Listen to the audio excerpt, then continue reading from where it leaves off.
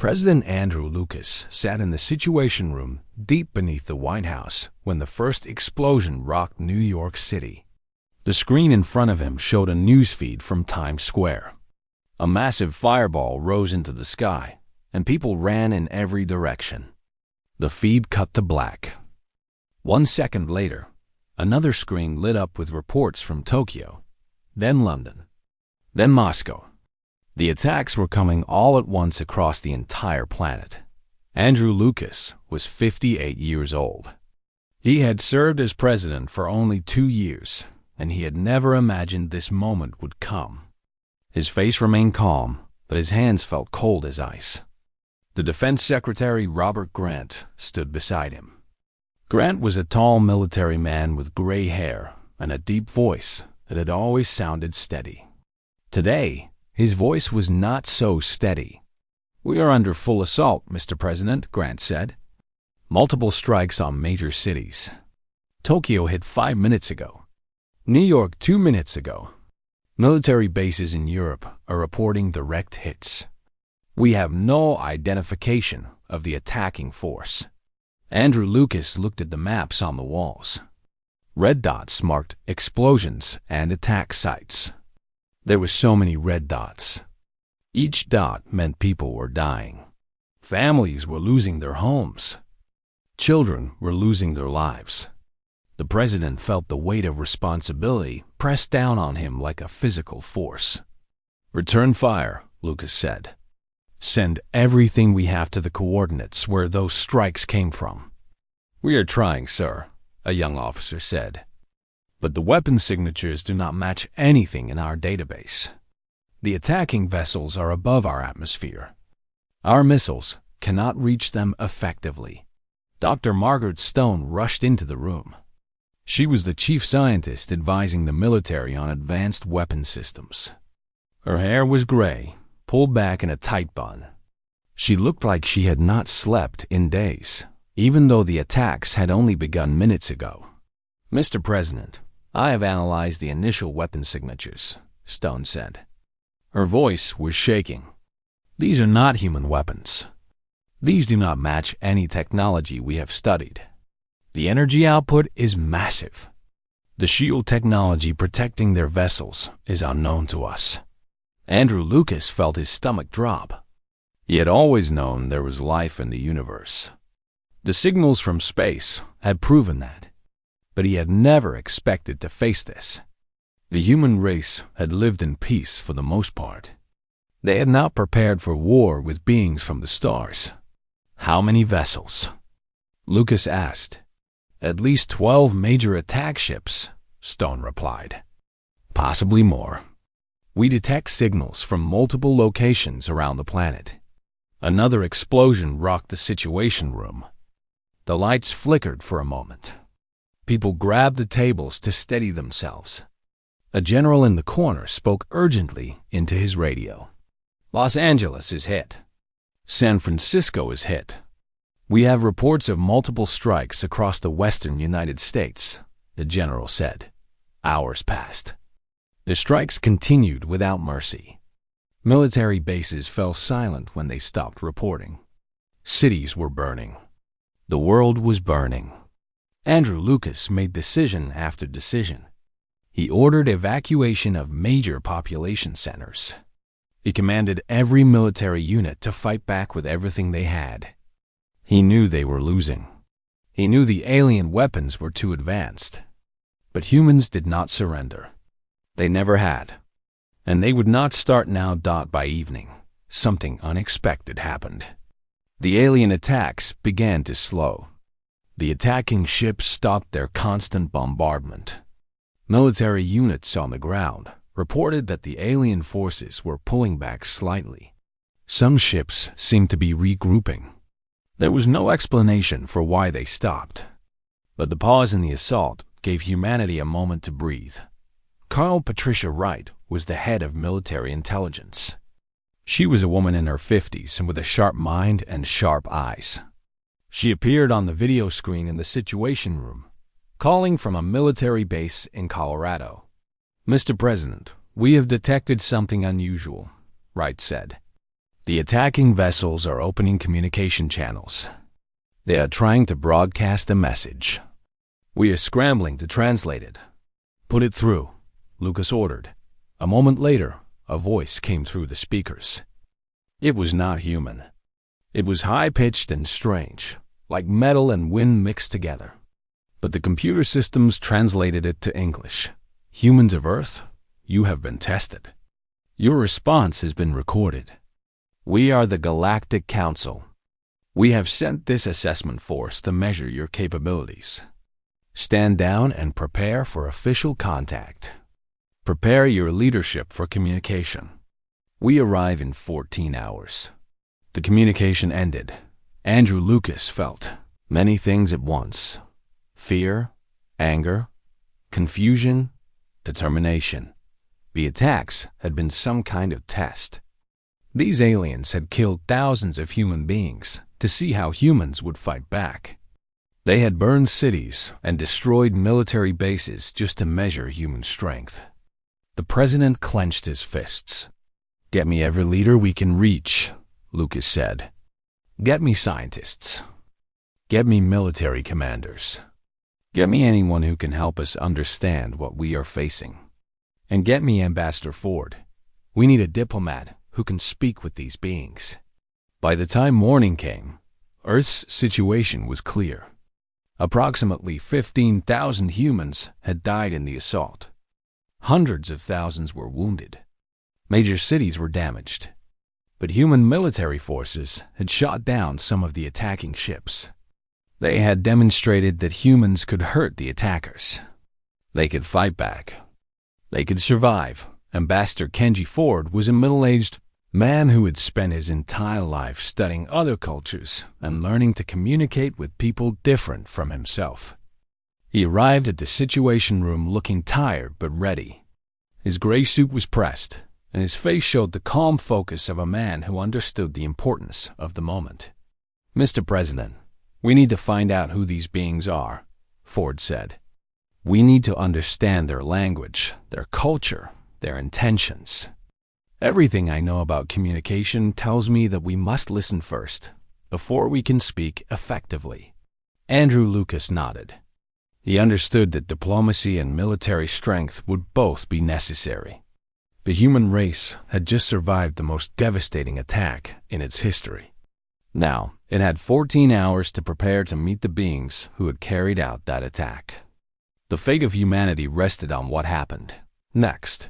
The president looked at the map with all the red dots marking the destroyed cities. He made a silent promise to every person who had been killed or hurt. He would find out who did this. He would find out why. And he would make sure that the human race never again stood helpless before anyone who wanted to destroy it. The orbital platform above Earth was tense with anticipation. 12 hours had passed since the alien announcement. President Andrew Lucas, Ambassador Kenji Ford, and a small team of military officers and scientists prepared to meet the beings who had attacked their world. They stood in a specially prepared chamber that had been constructed in a neutral zone in the upper atmosphere, far from any human city. If this was a trap, at least the president would not bring his people to destruction. The ships of the Galactic Council descended slowly through Earth's clouds. They were enormous. Each vessel was longer than a city block and wider than a football field. They were not the same ships that had attacked. These ships moved with purpose but without aggression. They came to rest at a safe distance from the orbital platform. A smaller shuttle detached from the largest ship and approached the human platform. Andrew Lucas stood straight and composed himself. He wore the formal dress uniform of the American president. Ambassador Ford stood beside him in a dark suit. Behind them stood Dr. Margaret Stone and Colonel Patricia Wright. The military personnel who guarded the chamber kept their weapons at the ready, but their orders were to not shoot first unless the aliens made an obvious threat. The airlock opened. The alien beings entered. There were 5 of them. No two looked the same. The first was tall and thin with gray skin and 6 arms. The second was much shorter, with a round body covered in purple fur. The third resembled a large insect with a hard shell and multiple eyes. The fourth was made of something that looked like living crystal. The fifth was mostly gas, contained in some kind of transparent field. They were all different, all strange, and all intelligent. All of them moved with purpose and authority. The gray-skinned being spoke first. His voice was high and clear when translated by the computer systems. All of the translators had been working overtime since the attack to prepare for this moment. I am Council Representative Vexion. These are my colleagues from the Galactic Council of 7 regions. I am told you are Andrew Lucas, leader of the humans of this world. I am, Lucas said. His voice was steady. Why did you attack my people?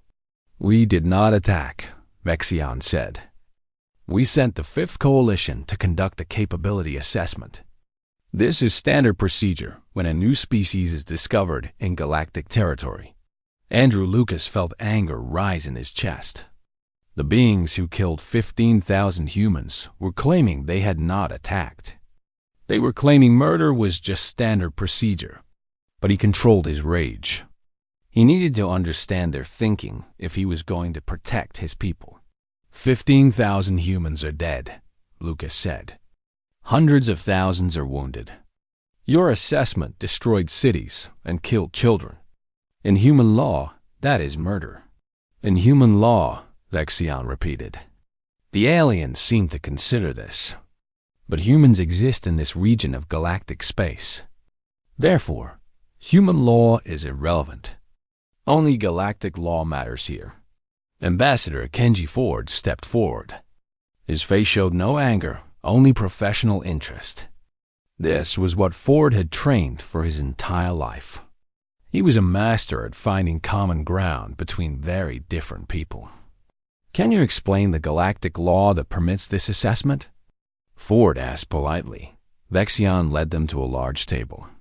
Information began to project from devices embedded in the table. Charts and images filled the space above it.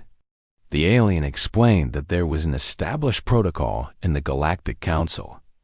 When a new species was discovered in galactic territory, an assessment had to be conducted to determine the new species' level of threat. This assessment included a military test. The attacking coalition did not break any law because they had filed the required paperwork with the Council. The attack was listed as an approved military evaluation. We did not know your species had this capacity for damage, Vexion said. The 5th Coalition was prepared for a different outcome. It is surprising that you were able to defeat several of their ships. Your technology is much less advanced than the Council expected. Dr. Margaret Stone spoke up. Then why did you send them at all? If you knew our technology was less advanced, why attack? To see how you would respond, Vexion said. A species that surrenders quickly can be useful for labor. A species that fights back can sometimes be useful for other purposes. A species that fights well can become a problem. This is how we measure the threat level of new species. Andrew Lucas wanted to throw this being out of the room, but he stayed calm. He needed to understand the aliens' worldview if he was going to survive them. So you killed thousands of my people to measure us, Lucas said. His voice was cold now. And under your law, this was legal. Correct, Vexion said. And now that we have the data, the Council will determine what role humans will play in the galactic community. You can join the Council as a subject species. You will provide resources and labor. In exchange, you will receive protection from other hostile species. This is a fair arrangement. Ambassador Ford asked the critical question. What if humans do not want to become a subject species? What if we choose independence? Vexion seemed to find this amusing. Independence is not a choice for species with your level of technology. You will join the Council in a position of service, or you will be removed from this sector of space. Those are the only options. Andrew Lucas made a decision in that moment.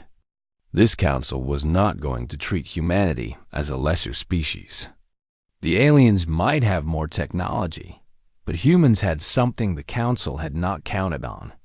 Humans had courage. They had something to fight for. They had families and a world they loved. And they would fight like nothing the galaxy had ever seen before. "Thank you for explaining this," Lucas said. "Now I understand the situation clearly. Ambassador Ford will maintain formal communications with your council. But I must tell you that humanity will not accept the role you are offering us." "You will," Vexion said. "You have no other choice." "We will see about that," Lucas replied.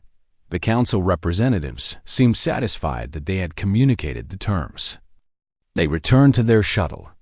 Within minutes, their ships were moving away from Earth. The aliens said they would return in 7 days for a final answer from humanity. If humans did not accept their position in the galactic hierarchy, consequences would follow. When the Galactic Council ships disappeared into the darkness of space, Andrew Lucas made his way back to Earth. Ambassador Ford and Colonel Patricia Wright walked beside him. They all understood what had just happened. The Council believed humans were weak. The Council believed humans had no real choice. The Council believed humanity would eventually bow to their superior power. The Council was going to learn that they were wrong about humans. They were going to learn it very, very soon. Colonel Patricia Wright did not sleep. She sat in her command center in Colorado, with banks of computers and screens surrounding her on all sides. Her team of intelligence officers worked alongside her, going through the massive amounts of data they had captured from the alien broadcasts during and after the attack. There was something that did not make sense about the Council's story. Something did not add up. The alien attack had been coordinated perfectly. Every strike had hit a military base or a city with no warning. Every weapon had known where to aim. Every ship had known the exact location of human defenses. That was not the behavior of an enemy who knew nothing about humans. That was the behavior of an enemy who had studied humanity for a long time. Wright ordered her team to focus on the encrypted signals that had been sent between the attacking coalition and the Council during the assault. The signals were complex. The encryption was advanced. But humans were good at breaking codes. It was what they had been doing since ancient times. They had broken the Nazi codes in World War II. They had broken military codes throughout human history. These aliens, for all their advanced technology, were not as careful about communication security as they should have been taught by the morning of the second day. The first messages were decoded.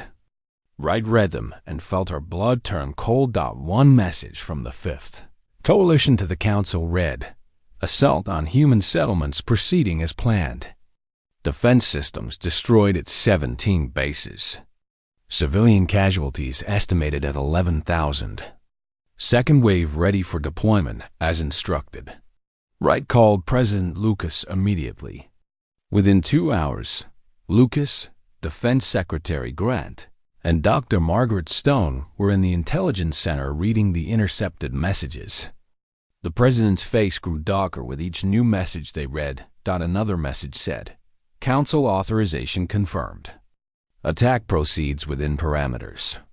Target cities as specified in the strategic assessment.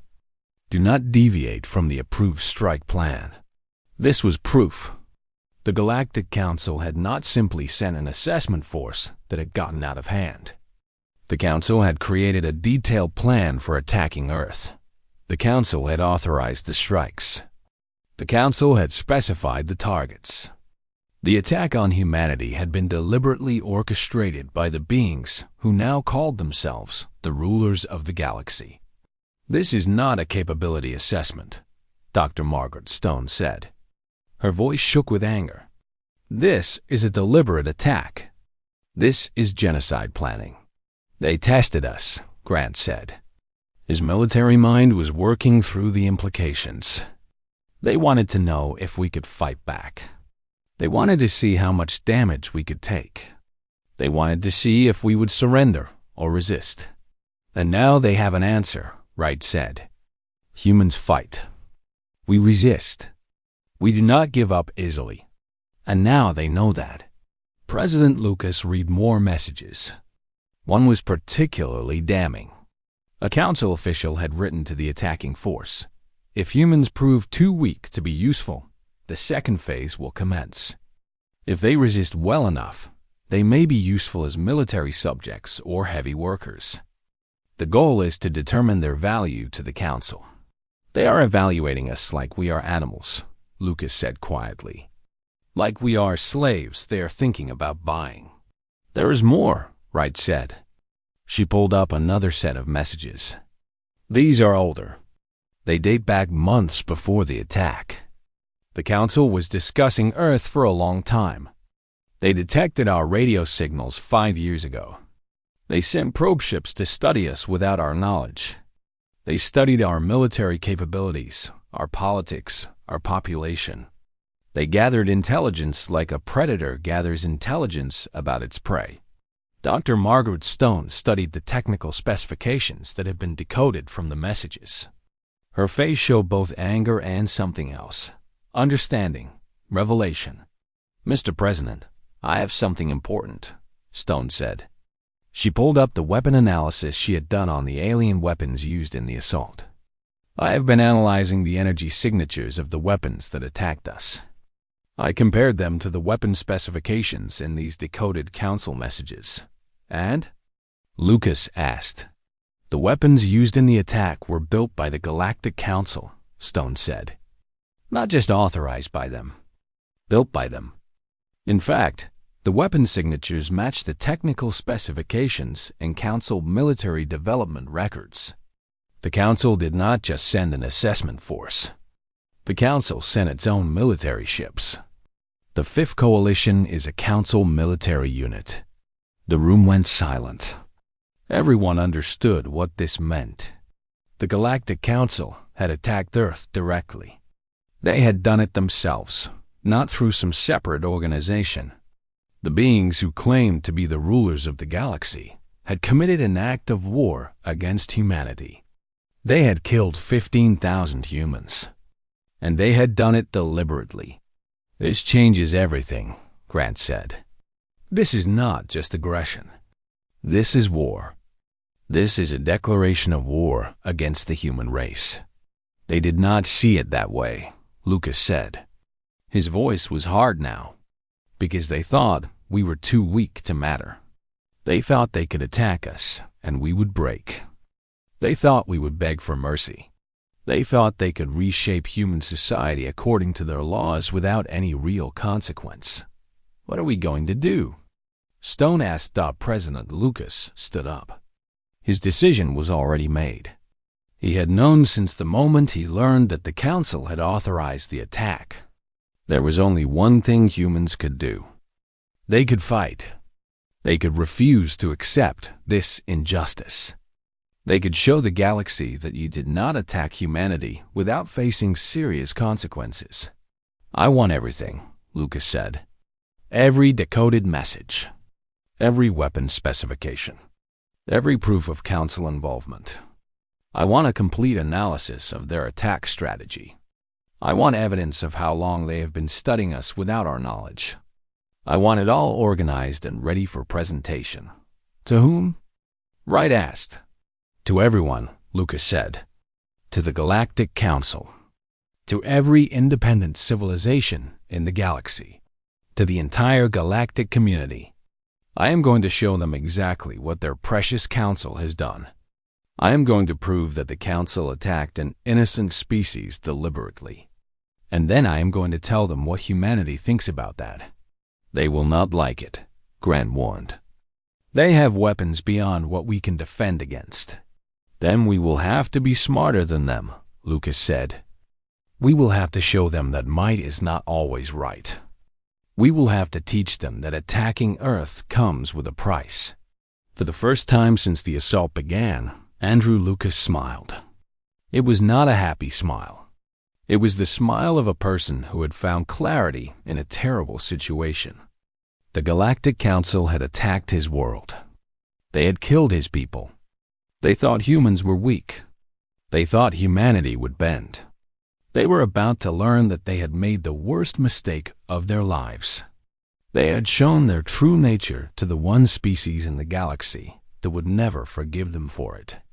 They had shown cruelty to humanity, and now humanity would show them the consequences. 5 days after the first contact, the Galactic Council expected Earth to bow. They had prepared a chamber for the formal submission ceremony. They had organized files to document humanity's new status as a subject species. They had already begun assigning human resources to various council projects. They were certain that humans would accept their place in the galactic hierarchy. President Andrew Lucas arrived at the council chamber with a different message than they expected. The chamber itself was massive. It was built inside a station that orbited a neutral planet in the middle of galactic space. The walls were transparent, showing the stars beyond. Representatives from dozens of alien species sat in observation galleries. The council table itself held the 7 most powerful beings in the known galaxy. Vexion sat at the head of the table, flanked by the other council representatives. But Andrew Lucas did not come alone. Ambassador Kenji Ford stood beside him. Colonel Patricia Wright was there as well, along with a team of specialists carrying data storage devices. The presence of military personnel in the chamber caused a stir among the observers. Council chambers were supposed to be places of peace. Armed humans created tension. President Lucas, Vexion said. His tone suggested he expected a formal acceptance speech. You have come to ratify the terms of Earth's entry into the galactic system. This is wise. Your species will be assigned to resource extraction and heavy labor production.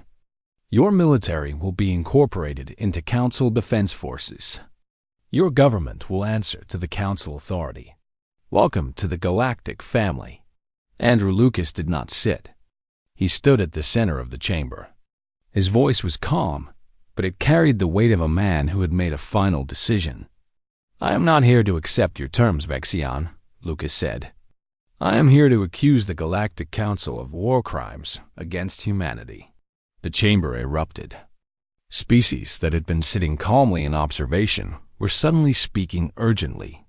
Several representatives on the council stood up. Vexion's face showed confusion and anger. You dare accuse the council? Vexion demanded. You have no authority to make such claims. I have the authority of facts, Lucas said. I have the authority of truth. And I have evidence.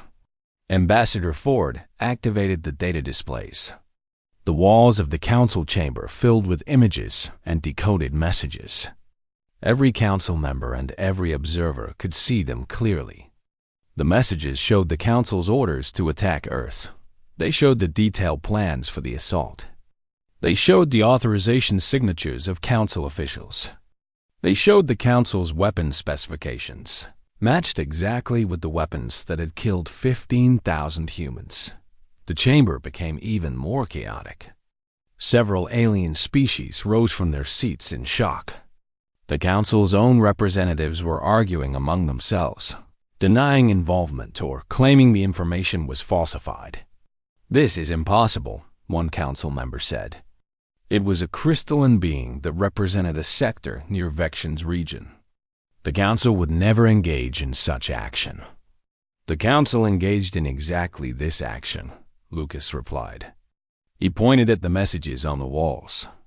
You authorized the attack. You provided the weapons. You targeted civilian centers. You killed innocent people. You did this deliberately, knowing what the consequences would be. Dr. Margaret Stone stepped forward with technical evidence. She showed the weapon specifications. She demonstrated the exact match between Council military technology and the weapons used in the assault on Earth. She presented data showing that the Council had been studying humanity for 5 years before launching the attack. The Fifth Coalition is not some independent military force, Stone said. It is a council unit. These are council weapons.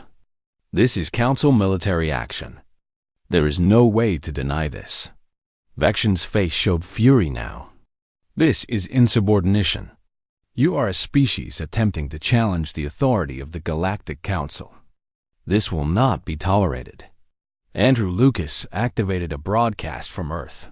Suddenly, the entire chamber could hear every news outlet on Earth, every radio station, every human communication device. Billions of humans were listening. And more importantly, dozens of other alien civilizations were listening too. Beings of the galaxy, Lucas said.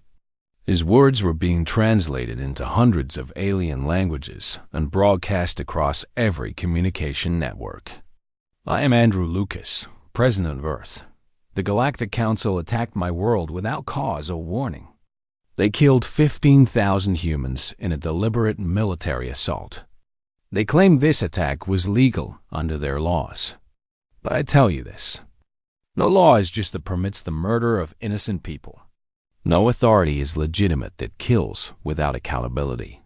The Galactic Council has revealed its true nature. It is not a guardian of peace. It is not a force for justice.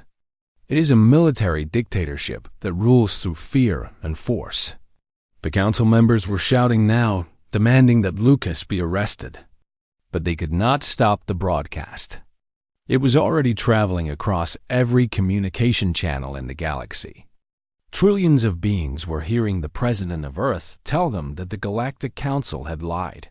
Humanity is declaring independence, Lucas continued. Earth is no longer accepting the authority of the Galactic Council. We are forming the United Earth Alliance. Any civilization willing to join us in opposing tyranny and seeking true justice is welcome. We offer peace and trade to all legitimate governments. But we are warning the galaxy. Attack humanity again, and you will face consequences you cannot imagine. Colonel Wright revealed the military data. She showed the human ships that had been built, the defensive systems that had been upgraded, the weapons that humans had reverse-engineered from captured alien technology. It was not enough to rival the Council, but it was enough to hurt them. It was enough to make any potential attacker think very carefully about the cost. Furthermore, Lucas said, Earth is filing formal charges against the Galactic Council with the Galactic Court of Justice. We demand an investigation into all Council military actions. We demand the trial of the beings responsible for the attack on Earth. We demand restitution for the families destroyed by Council violence. And we demand that the Galactic Council be dissolved and replaced with a government based on actual justice. Instead of military power, Vexion stood, his 6 arms clenched into fists. This is war, human. You have made an enemy of the entire Galactic Council.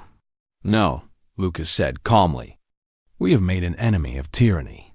And we have declared to the galaxy that humans will not accept domination. Whatever comes next, the universe will know that Earth fought back. That is enough. The council chamber became absolute chaos. Representatives from dozens of species were demanding to speak. News broadcasts were spreading the revelation across the galaxy at the speed of light. The power structure that had existed for 10,000 years was cracking. The Galactic Council, which had ruled through fear and authority, was now being challenged by a species with only a few thousand years of recorded history. Andrew Lucas walked out of the council chamber with his head held high.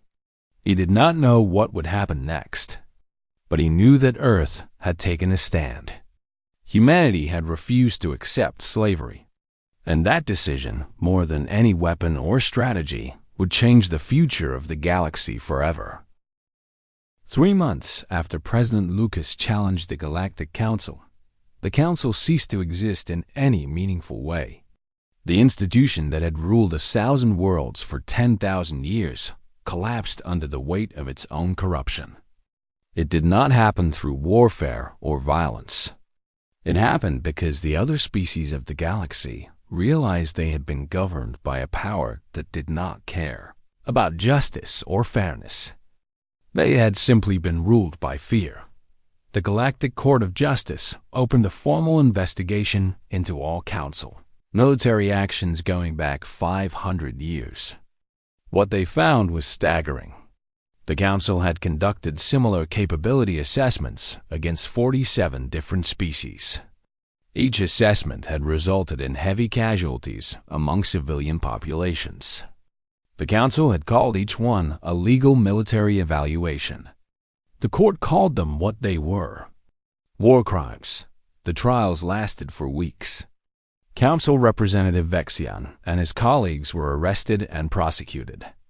Other council members fled to parts of the galaxy beyond the court's authority. Some committed suicide rather than face judgment. The power structure collapsed as species that had been subject to the council for millennia began to demand their independence and reparations for past harms. And Earth was at the center of it all.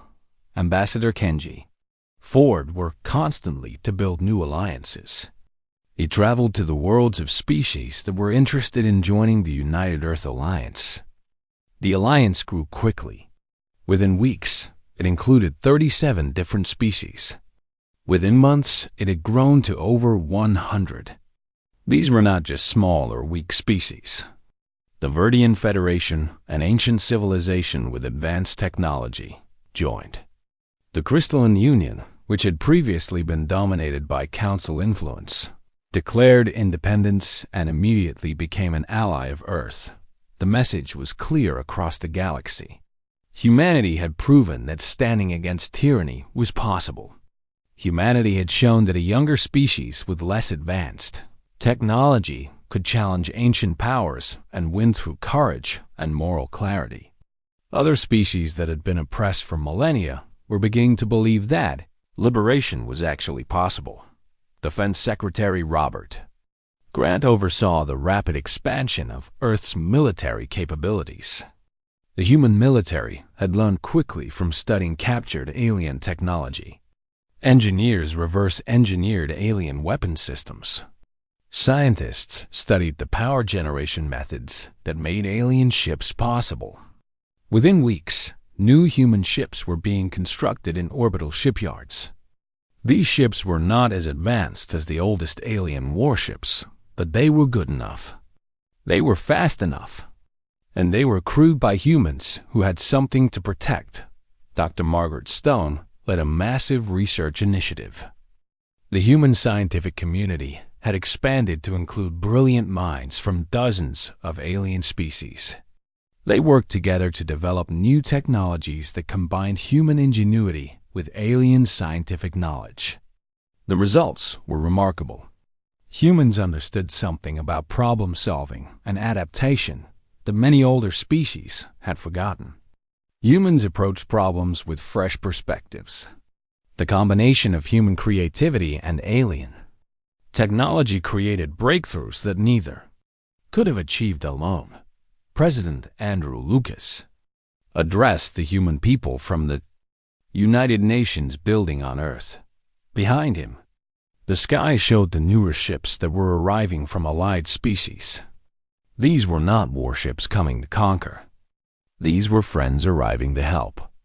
They were working with humanity to rebuild the damaged cities. They were sharing resources and knowledge. Citizens of Earth, Lucas said, we have survived the greatest test our species has ever faced. We were attacked without warning. We were threatened with slavery and domination. But we refused to accept that fate. We stood up to powers that seemed far greater than ourselves. And we did not stand alone. We found allies. We found beings from across the galaxy who believed in the same principles we believed in: justice, fairness, the right of all species to determine their own future. The speech was broadcast across the galaxy. Trillions of beings listened.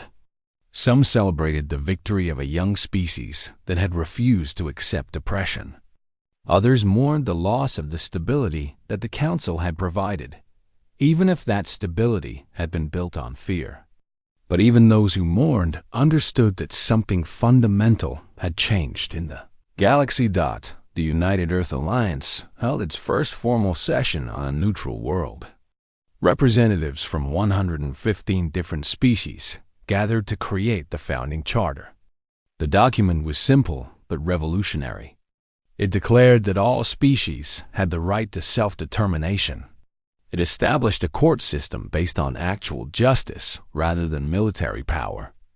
It created mechanisms for trade and mutual defense that were based on voluntary agreements rather than forced submission.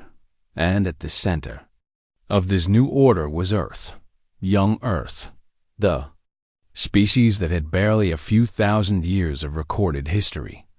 The species that inhabited a harsh world that had taught them survival and courage. The species that had refused to bow. Ambassador Ford stood at the signing ceremony.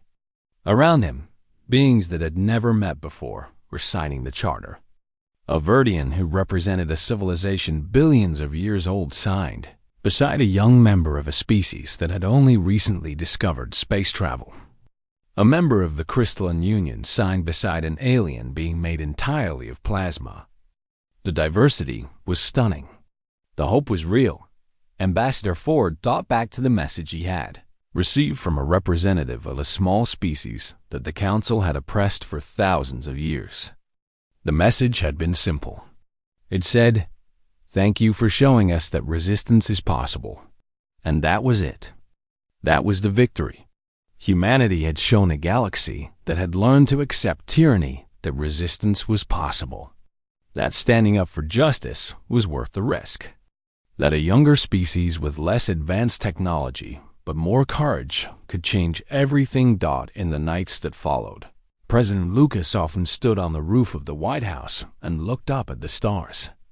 New constellations marked the locations of human allies. New paths marked the trade routes between Earth and friendly worlds. The night sky that had once seemed so empty and mysterious now felt full of connection and possibility. The attack on Earth had been meant to test human strength. The Galactic Council had wanted to know if humans were worth keeping as slaves or if they should be eliminated. What the Council had not understood was that humans were not measured by military power alone. Humans were measured by their refusal to accept injustice. Humans were measured by their willingness to stand alone if necessary. Humans were measured by their capacity to see what was right and fight for it against all odds.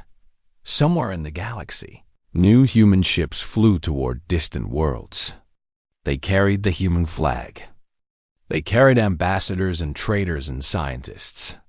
For the first time in recorded history, humanity was not hiding on a single world. Humanity was reaching out. Humanity was changing the galaxy. The beings who had underestimated humans had learned a hard lesson. The galaxy had learned something too. When you attack humanity, you get more than you expect. You do not get submission. You do not get slavery. You get resistance.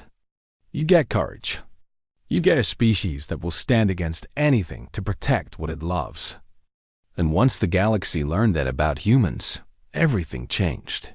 The new era of the galaxy had begun. And it had started with one human president saying no. No to tyranny. No to injustice. No to the idea that might is right. Just that one word, spoken at the right moment, had transformed the future.